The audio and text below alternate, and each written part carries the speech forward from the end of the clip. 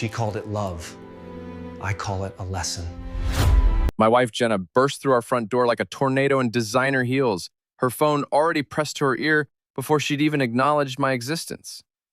I stood there in our kitchen, wearing my best button-down shirt, holding a small velvet box that had cost me 3 weeks of overtime pay. "Oh my God, Maddie, you won't believe what happened at work today," she gushed into the phone, completely ignoring the candlelit dinner I'd spent 2 hours preparing.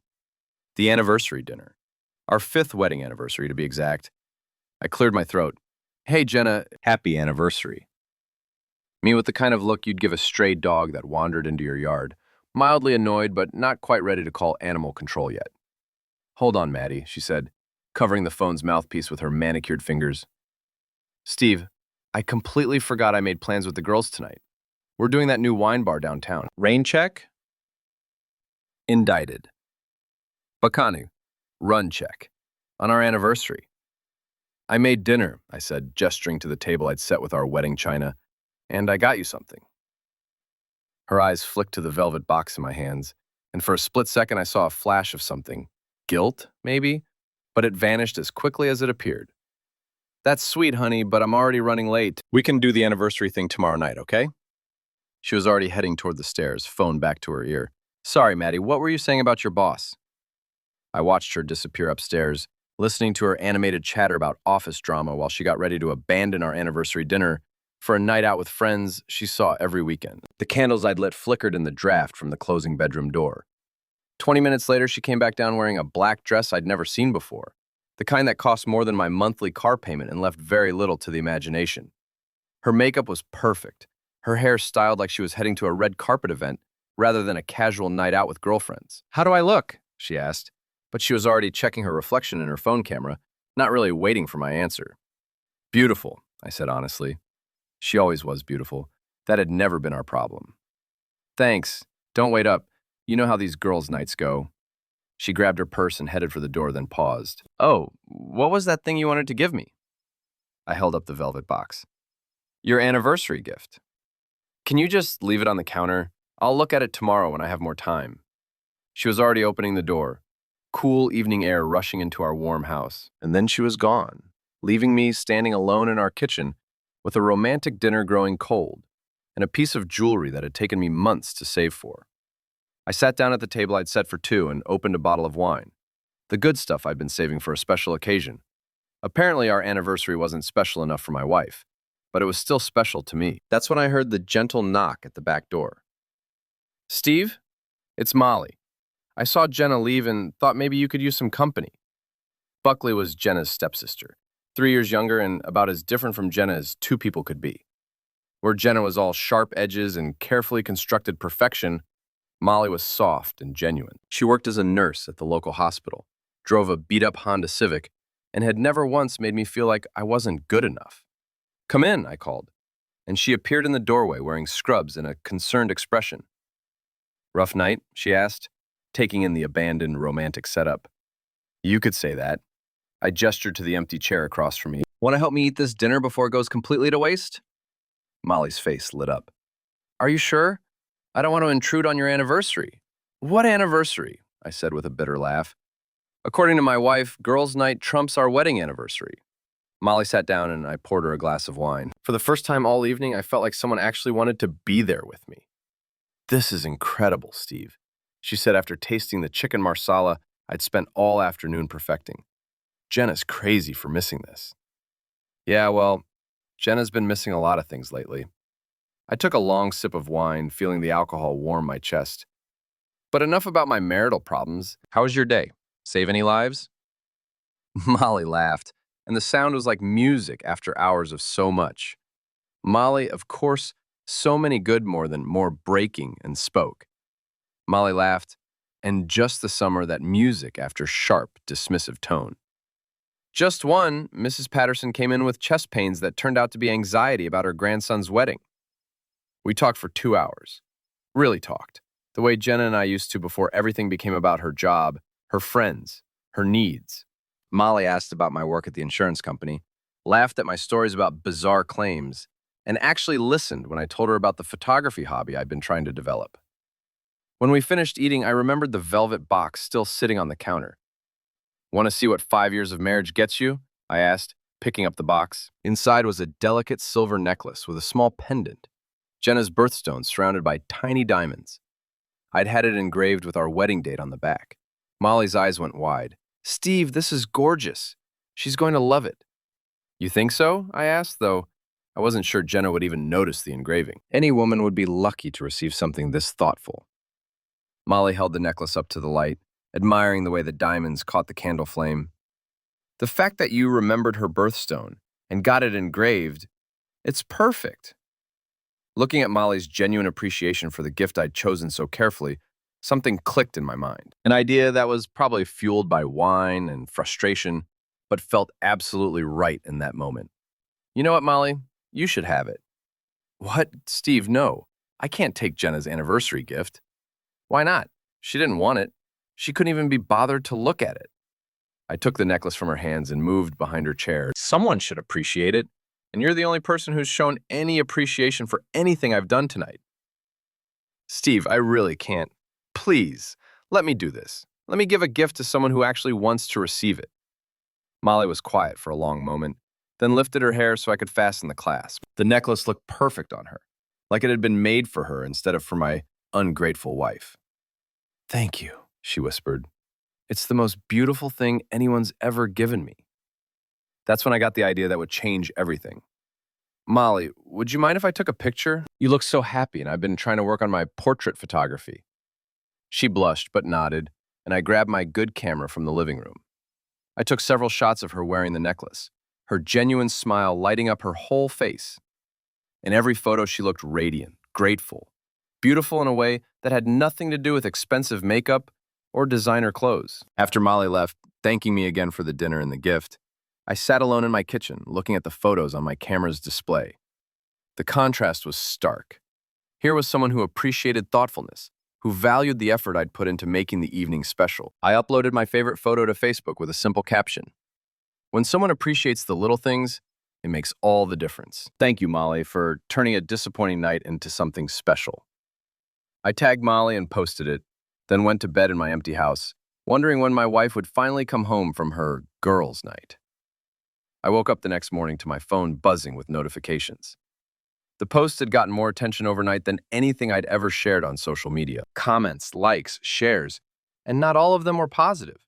My neighbor David commented, "Looks like someone knows how to treat a lady right." My coworker Jennifer wrote, "That necklace is stunning. Lucky girl."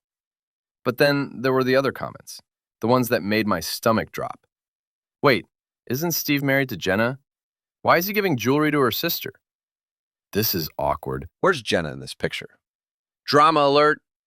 Then I saw that Jenna had responded to the post. "Interesting choice for an anniversary post, honey. We need to talk." I had started something I couldn't take back. But as I looked at that photo of Molly's genuine happiness one more time, I realized I didn't want to take it back.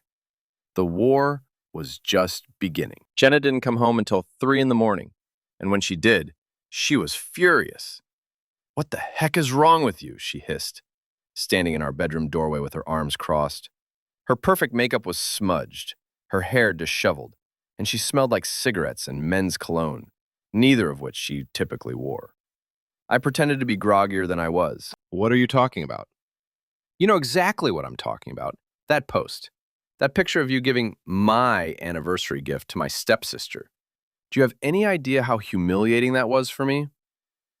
I sat up in bed, suddenly wide awake. "Humiliating for you? Jenna, you abandoned our anniversary dinner to go out with your friends. You couldn't even be bothered to look at the gift I spent months saving for. That doesn't give you the right to give it to someone else and then blast it all over social media like some kind of passive-aggressive teenager." I wasn't being passive-aggressive. I was being genuine. Molly appreciated the gesture. She appreciated the dinner I made, the effort I put in, the thought behind the gift. "When's the last time you appreciated anything I did?" Jenna's face went red. "I appreciate plenty. I appreciate that you have a job, that you keep this house clean, that I what? That I exist quietly in the background while you live your life like you're still single?" She opened her mouth to respond, then seemed to think better not acceptable. "But it's trying to do what? Then careful medical, then slate." She opened her mind to respond that she did not deliver single. She liked that in room. Instead, she grabbed a pillow and a blanket from the closet. I'm sleeping on the couch. We'll talk about this when you're ready to apologize. Apologize for what, exactly? Was already gone, leaving me alone with the scent of unfamiliar cologne lingering in the air. The next morning, Jenna left for work without saying a word to me. She forgot her phone on the kitchen counter in her rush to get out of the house. Or maybe it wasn't an accident. Maybe some part of her wanted me to find what I found. I wasn't planning to snoop. I was just going to text her that she'd left her phone behind. But when I picked it up, a message notification popped up on the screen. Aaron, last night was incredible. When can I see you again? Blood went cold. Aaron. I knew that name. Aaron Booker, the owner of the new gym downtown. The guy with the perfect abs and the expensive car who'd been liking all of Jenna's Instagram photos for the past 6 months. I should have put the phone down. I should have respected her privacy, trusted my wife, been the bigger person. Instead, I swiped to unlock it and discovered that Jenna had never changed her passcode from our wedding date. The irony wasn't lost on me. The text thread with Aaron went back 3 months. 3 months of flirting, explicit messaging, planning secret meetups during her girls' nights. Photos I never wanted to see, messages that made my stomach turn, plans for weekend getaways that she'd told me were work conferences. But it wasn't just Aaron. There was a group chat called Girls' Night Out with Jenna, her best friend Maddie, and 2 other women I barely knew. The conversation from the previous night made everything crystal clear. Maddie, how's the anniversary dinner going? Jenna, skipped it. Steve had his romantic setup ready, but Aaron texted and I couldn't resist. You're terrible. What did you tell Steve? Dad, I had plans with you guys.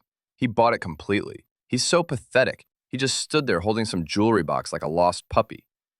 What kind of jewelry? Who cares? Probably something cheap from the mall. Aaron's taking me to that new place downtown with the rooftop bar. The conversation continued with them mocking my cooking, my job, my attempts to be romantic. They laughed about how clueless I was, how easy it was to fool me, how Aaron was everything Steve isn't. Then I saw the messages from this morning. Maddie, did you see Steve's Facebook post? To Talik, I'm going to end him. He gave my necklace to Molly and posted about it like some kind of martyr. Sarah, wait, what necklace? I thought you said it was cheap mall jewelry. Jenna, I didn't actually look at it. But that's not the point. He made me look like a terrible wife in front of everyone. You are a terrible wife.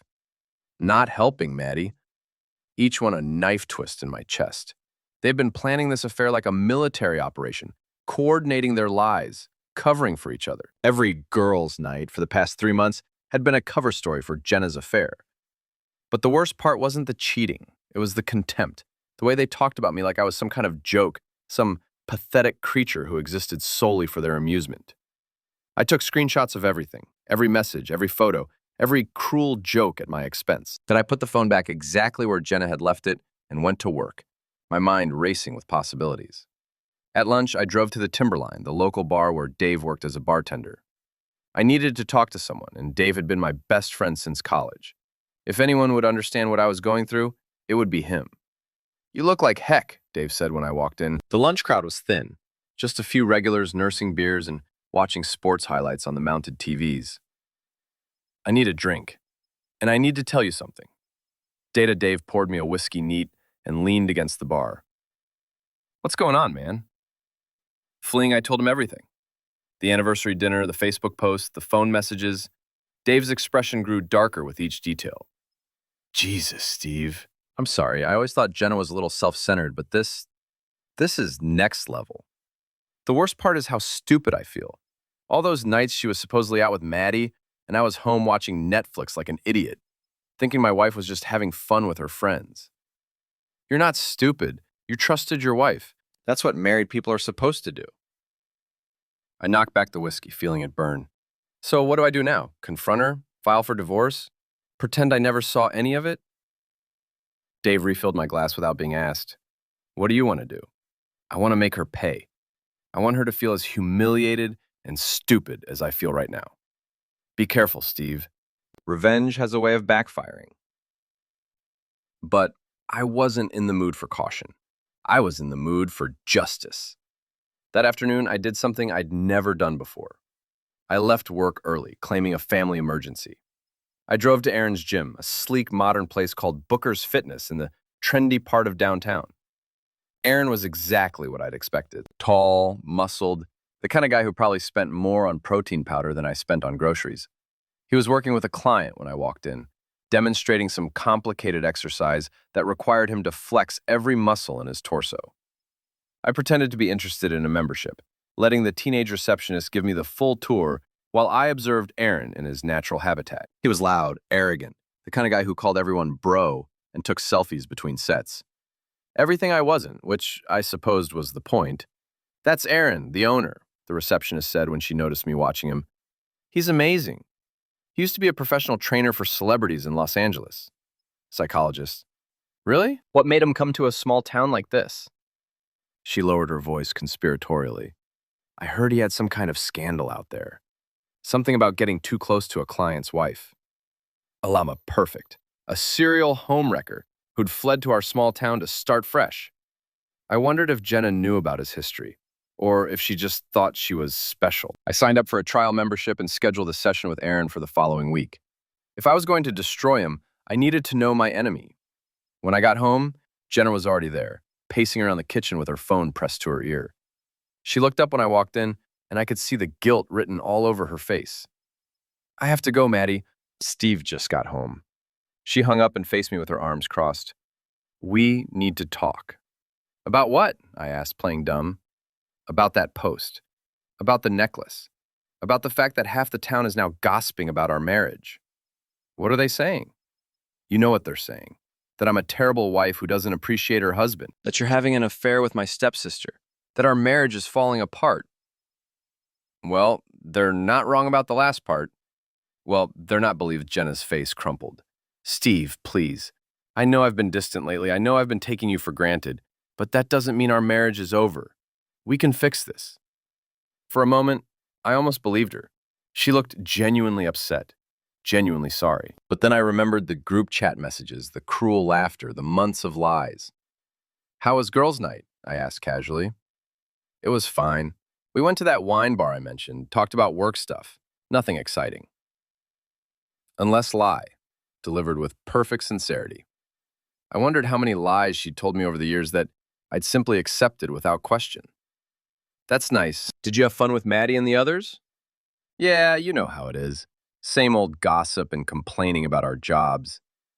I nodded like I believed her, but inside I was calculating. If she could lie this easily about something I had proof of, what else had she been lying about? How long had this been going on? How many other errands had there been? "I'm going to take down the post," I said finally. Relief flooded her face. "Really? Thank you, Steve. I know you were just hurt, and I'm sorry I reacted so badly. Maybe we can start fresh." "Sure," I said. "Fresh start." But I had no intention of taking down the post. In fact, I was just getting started. That night, while Jenna slept beside me, I lay awake planning my next move. She thought she was so clever, so careful with her deception. But she'd made one crucial mistake. She'd underestimated me. I wasn't the pathetic, clueless husband she described in her group chat. I was an insurance investigator. I made my living uncovering lies, finding evidence, building cases against people who thought they were smarter than the system. And now I was going to build a case against my wife. The Facebook post had been up for a week, and the town was buzzing with gossip. I'd gained 50 new friend requests, mostly from people who wanted front row seats to the drama. The comment section had become a battleground between Team Steve and Team Jenna, with neighbors, coworkers, and casual acquaintances taking sides in a marriage they knew nothing about.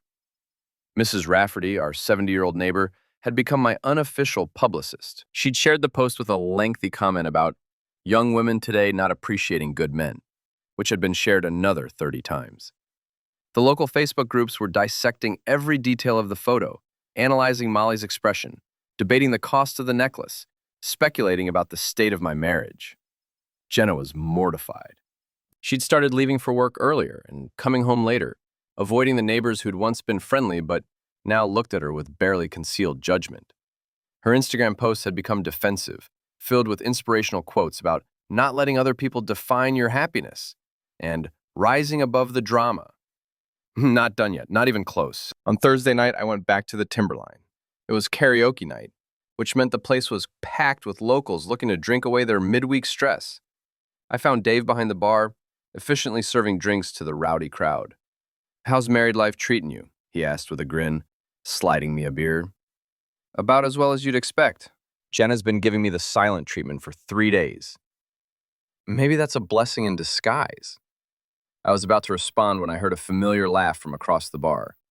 Maddie was there with 2 other women I recognized from Jenna's social media, Sarah and Kim, her partners in deception. They were already several drinks deep, judging by their volume and the way they were gesturing wildly while they talked. "Speak of the devil," I muttered to Dave, nodding toward their table. "That's Jenna's friend, right? The one who was in on the whole thing?" "That's her. And I bet she's over there right now, telling everyone what a terrible husband I am." Dave glanced at the group, then back at me. "You want me to cut them off?" "No, I want you to keep them drinking. In fact, next round's on me." Dave raised an eyebrow, but didn't question it. He sent over a round of shots, telling them they were from an admirer. The women giggled and knocked them back, toasting to "Girls' Night Out." I waited until they were thoroughly intoxicated before making my move. I walked over to their table with a friendly smile, playing the part of the clueless husband they thought I was. "Hey, Maddie, fancy seeing you here." Maddie looked up with glassy eyes and better Besker's work, clearly trying to focus on my face. "Oh, hey, Steve. Where's Jenna tonight? I thought you girls always went out together." Sarah snorted with laughter. "Jenna's probably at home, hiding from the internet." "Sarah," Maddie hissed, but she was too drunk to be subtle. "What? It's true. She's been freaking out about that Facebook post all week. You really stirred up some drama, Steve."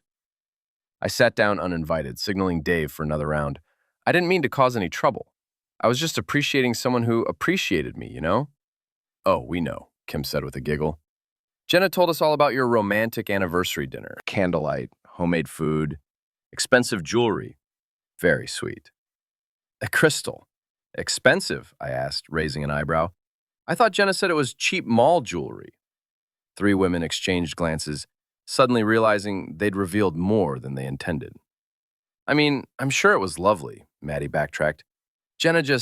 She was upset about missing dinner. She felt terrible about it." "Did she? Because from what I heard, she was having a great time at that wine bar with you guys." Another round of glances. They were drunk enough to be sloppy, but not drunk enough to be completely stupid. "We did have fun," Sarah said carefully, "but she kept talking about how bad she felt for missing your anniversary." I leaned back in my chair, studying their faces. "That's funny, because I drove by that wine bar on my way home from work Tuesday night, and I didn't see any of your cars there." The silence that followed was deafening, even with the karaoke singer butchering "Don't Stop Believin'" in the background. "Maybe you missed us," Maddie said weakly. "Maybe, or maybe Jenna wasn't actually with you girls that night." Kim knocked back her shot and stood up abruptly. "I need to use the bathroom." Blair followed her, leaving Maddie alone with me at the table. She was the drunkest of the 3, and I could see her internal struggle playing out on her face. Loyalty to her friend versus the loosened inhibitions of too much alcohol. "Maddie," I said gently, "I know about Erin." Flushed, her face went white. "What are you talking about?" "I know about the gym owner. I know about the affair. I know about the group chat where you all laugh about what a pathetic husband I am." Tears welled up in her eyes. "Steve, I terminated with you, Maddie. You're not the one who made vows to me. But I need to know, how long has this been going on?" She was quiet for a long moment, staring into her empty shot glass. "Since March. It started as just flirting at the gym, but then..." "Then what?" "That Smith, you were boring. That you never surprised her, never made her feel excited anymore. Erin made her feel young and desirable." I felt like I'd been punched in the stomach. "And you supported this?" "I told her she should talk to you first, try to work things out, but she said you'd never understand, that you were too set in your ways to change." Freed, "So instead of encouraging her to communicate with her husband, you helped her lie to me." Maddie started crying in earnest now. "I'm sorry, Steve. I really am. You don't deserve this." "No, I don't. But now that it's happening, I'm going to handle it my way." I left her at the table and walked a little good fun, and left her at the table and walked a load of too much power, and released the words, where Dave was watching the whole scene with interest. Get what you needed? He asked. More than I expected. Can you call them a cab? They're too drunk to drive. What's your next move? I looked back at Maddie, who was still crying into her hands while her friends tried to comfort her. I'm going to have a conversation with Aaron. The next afternoon, I showed up at Booker's Fitness for my scheduled training session. Aaron greeted me with the kind of fake enthusiasm that personal trainers perfect, all white teeth and motivational energy. Steve! Ready to transform your life? Underestimated. Unlikely. He put me through a brutal workout, clearly trying to establish dominance. Every exercise was designed to highlight the difference between his athletic build and my average office worker physique. He corrected my form with condescending patience, made jokes about dad bods, and generally treated me like I was a pathetic middle-aged man desperately trying to recapture his youth. If he only knew how right he was. After an hour of torture disguised as fitness, Aaron suggested we grab protein shakes at the juice bar next door. I agreed, knowing this was my chance to get him talking. So what's your story, man? He asked as we sat at a small table with our post-workout drinks. What made you decide to get in shape? My wife, I said honestly. I want to be the kind of man she deserves. Aaron's expression flickered for just a moment. Guilt, maybe, or amusement. That's cool, man. A lot of guys let themselves go after they get married. It's good that you're putting in the effort. What about you? Ever been married? Nah, not my thing. I like to keep my options open, you know? There are so many beautiful women in the world. Why limit yourself to just one? Even if one of those women is already married? The question hung in the air between us. Aaron's smile faltered slightly, but he recovered quickly. I don't know what you mean, bro. Sure you do. I'm talking about my wife, Jenna. I know about the affair. Aaron's face went through several expressions in rapid succession. Surprise, denial, calculation, and finally, arrogance. Look, man, I don't know what you think you know, but I know everything. The texts, the secret meetups, the lies she tells me about girls' nights out. I know you've been sleeping with my wife for 3 months. Aaron leaned back in his chair, studying me with new interest. The fake friendliness was gone, replaced by something colder and more calculating. So what are you going to do about it? He asked. The question caught me off guard. I'd expected denials, apologies, maybe even remorse. I hadn't expected this casual indifference. What am I going to do about it? Yeah, you know your wife is cheating on you. You know it's with me. So what's your play here? Are you going to fight me, threaten me, beg me to stop? His arrogance was breathtaking. He was actually enjoying this, getting off on the power dynamic of stealing another man's wife. None of the above, I said calmly. Then what? Because let me tell you something, Steve. Jenna came to me. She's the one who started flirting. She's the one who made the first move. She's the one who tells me how boring you are, how you never make her feel desired anymore. I'm just giving her what she needs. I felt my hands clench into fists under the table, but I kept my voice steady. And what she needs is a narcissistic gym owner who's probably slept with half the married women in town? Aaron laughed. Hey, I don't judge. If these women are looking for some excitement outside their boring marriages, who am I to say no? It's not my job to keep your wife satisfied. That's on you, bro. Muscle in my body tense with barely controlled rage. You're right. It is my job to keep my wife satisfied, just like it's my job to deal with the people who interfere with my marriage. Are you threatening me? Blinded. I'm promising you, this ends now, or I make sure everyone in this town knows exactly what kind of business you're really running here. Aaron stood up too, his gym-sculpted frame towering over me. You think I'm scared of some middle-aged insurance guy? You think you can intimidate me? I think you're scared of losing your business when word gets out that you're a serial homewrecker who preys on unhappy wives. I think you're scared of what happens when the husbands in this town start comparing notes about their wives' gym memberships. Feng, the first time since I'd confronted him, Aaron looked uncertain. You're bluffing. Am I? How many clients do you have, Aaron? How many of them are married women looking to get in shape? How many of their husbands do you think would be interested to know about your hands-on training methods? I could see him doing the math in his head, calculating how much of his business depended on discretion and reputation. What do you want? He asked finally. I want you to end it with my wife. I want you to tell her you're not interested anymore, and I want you to stay away from my family. And if I don't? Relinquid, and it wasn't a nice smile. Then you'll find out what happens when someone with access to public records and professional investigation skills decides to make your life difficult. I left him standing there in the juice bar, his protein shake growing warm in his hands, his arrogant confidence finally shaken. But I wasn't done yet, not by a long shot. That night, I uploaded a new photo to Facebook, a picture of me and Molly from the previous weekend when she'd helped me plant flowers in the front yard. She was laughing at something I'd said, dirt smudged on her cheek, looking genuinely happy and carefree. The caption read, "Some people bring out the best in you. Grateful for the people in my life who remind me what genuine happiness looks like." Within an hour, the post had 50 likes and a dozen comments. Mrs. Rafferty shared it again. My coworkers from the insurance company started commenting about what a lucky guy I was. And Jenna's phone started buzzing with notifications that would keep her awake all night, wondering what her husband was really up to and how much he actually knew about her secret life. The war was escalating, and I was just getting started. By the time Saturday rolled around, the entire town was talking about my marriage. The Facebook posts had sparked debates in grocery store checkout lines, at soccer games, and in church pews. People who'd never paid attention to Steve and Jenna Delaney were suddenly invested in our relationship drama like it was their favorite soap opera. Jenna was unraveling. She'd started checking her phone obsessively, jumping every time it buzzed with a new notification. She'd lost weight from stress, snapped at her coworkers, and had a public meltdown at the coffee shop when the barista asked her how she was doing with a little too much sympathy in her voice. But she still hadn't confessed.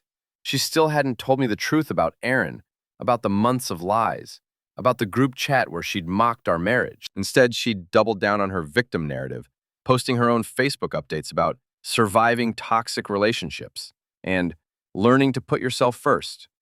The irony was lost on her, but not on the hundreds of people who were following our public breakdown with fascination. Saturday afternoon was the annual Castle Lake Community Festival, a small-town tradition that brought everyone together for food trucks, local bands, and the kind of forced neighborly interaction that made small-town life both charming and suffocating. Jenna had been planning to skip it, but I'd convinced her to go. "People are talking," I'd told her. "If we don't show up together, it'll just fuel more gossip." What I didn't tell her was that I'd been planning this day for weeks. Every move, every conversation, every social media post had been leading to this moment. We arrived at the festival around 2 o'clock, walking through the park like the happy couple we'd once been. Jenna had made an effort with her appearance. Designer sundress, perfect makeup, the kind of smile she'd perfected for Instagram photos.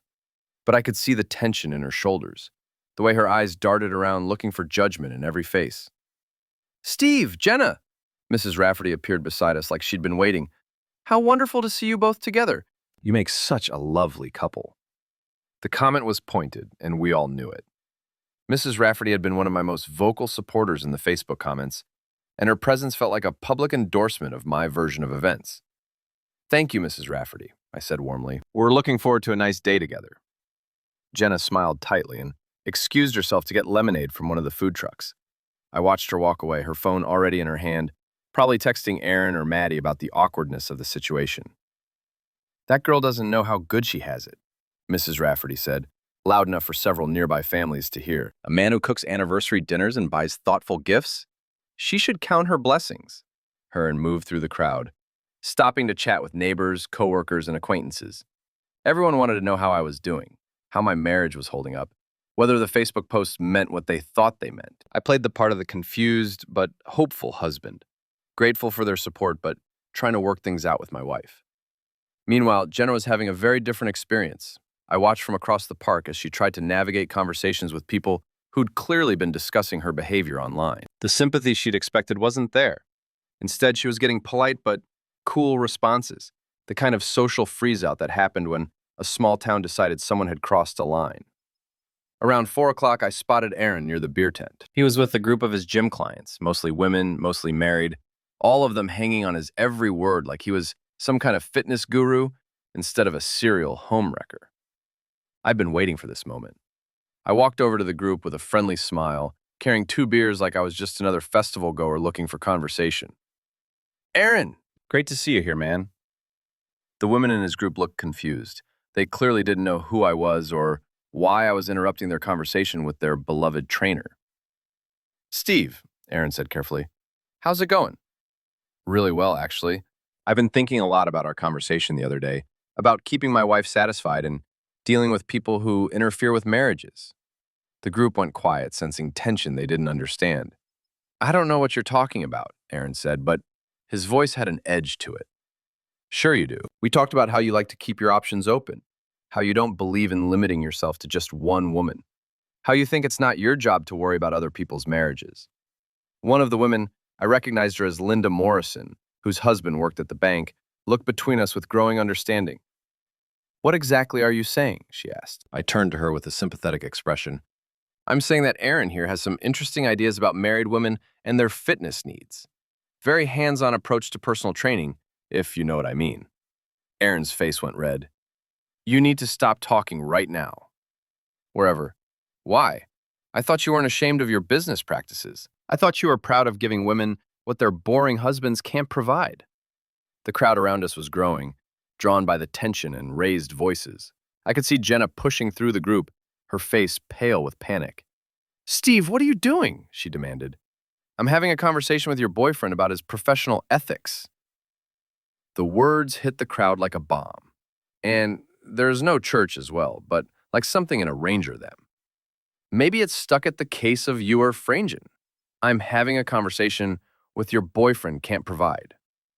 The words hit the crowd like this, with him so many funny. I couldn't still him so many funny because you were there are work. The words hit the crowd like a mission there. Their first test to make money and studied them to get the show. The words hit the crowd like a rains and works. She did them, I helping like a bomb. Gasps, whispers, the sound of phones being pulled out to record what was clearly about to become the most dramatic moment in Castle Lake Community Festival history. He's not my boyfriend, Jenna said desperately. Steve, you're making a scene. Am I? Or am I just finally telling the truth about what's been going on in our marriage for the past 3 months? Aaron tried to push past me, but I stepped into his path. Where are you going, Aaron? Don't you want to tell all these nice ladies about your special training techniques?